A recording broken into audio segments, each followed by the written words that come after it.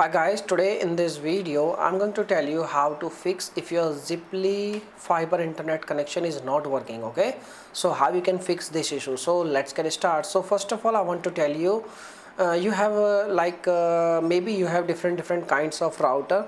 It depends on your router, you can say device model, but I want to tell you each and every router have one common port, that is like this one. You can see on your screen, this is a port like a PON port. Okay, and I want to show you some details. Like this is called like a PON port, PON port, this green one connector. Okay, and you can also see like over here, this is a PON port. Okay, what you can do, you need to simply restart your router. You need to shut down your, you can say router, plug off your power devices, and you need to turn it off and just simply remove this cable.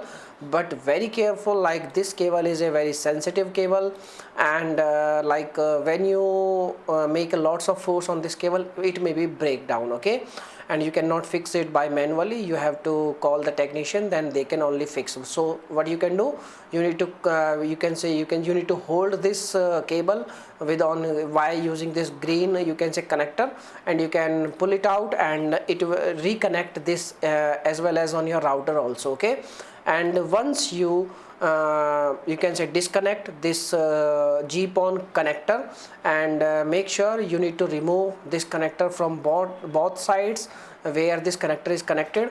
And once you reconnect this PON connector and restart your, you can say, device, and you will see your internet connection will fix. If you are facing still any issue, then you can contact with the customer support team, then they can fix the issue.